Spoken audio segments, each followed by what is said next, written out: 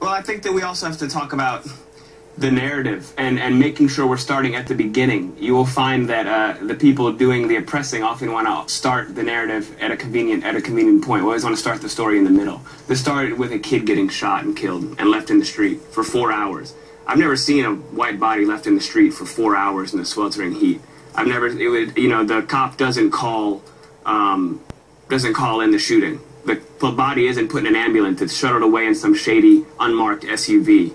There's a lot of bizarre behavior going on, and that is the story. That's where we need journalism. That's where we need that element of our society to kick into gear and not just keep playing a loop that gets discovered of what the kid may have done or did apparently in a convenience store.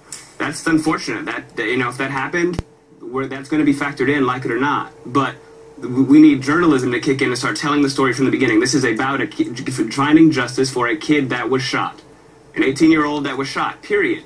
And this idea that because he stole a handful of cheap cigars, what's that, $5 from a convenience store?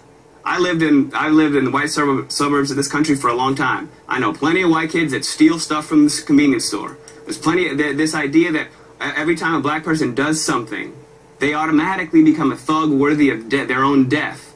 When it's we don't own drug crimes. We're not the only ones that sell and do drugs all the time. We're not the only ones that steal. We're not the only ones that talk crazy to cops. There's a complete double standard and a complete different experience that a certain element of this country has the privilege of being treated like human beings, and the rest of us are not treated like human beings. Period.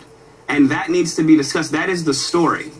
All right, so that's what gets very frustrating, I think, for people, because you don't know five black men in particular that have not been harassed and felt threatened by police officers. Right. You can't throw a rock and find 5 of them. Yeah.